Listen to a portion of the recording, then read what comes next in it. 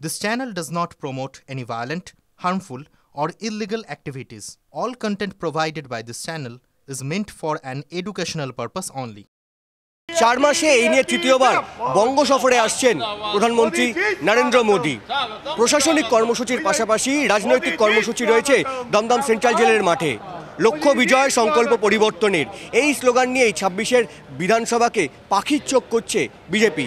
এবং এখান থেকেই প্রধানমন্ত্রী নরেন্দ্র মোদী তিনি তার দলীয় কর্মীদের উদ্দেশ্যে কী বার্তা দেন সেটা কিন্তু অবশ্যই লক্ষ্যের বিষয়। এবং এই মুহূর্তে সকাল থেকেই কিন্তু বিজেপির যে কর্মী সমর্থকরা রয়েছে বিভিন্ন জায়গা থেকে তারা এসে ভিড় জমাতে শুরু করেছেন। দেখা যাচ্ছে যে গেট রয়েছে সেই গেট দিয়ে যেখান দিয়ে কর্মী সমর্থকরা প্রবেশ করবেন সেখানে কিন্তু মেটাল ডিটেক্টর বসানো হয়েছে, অর্থাৎ নিরাপত্তার কোনো রকম কিন্তু কোনো খামতি নেই।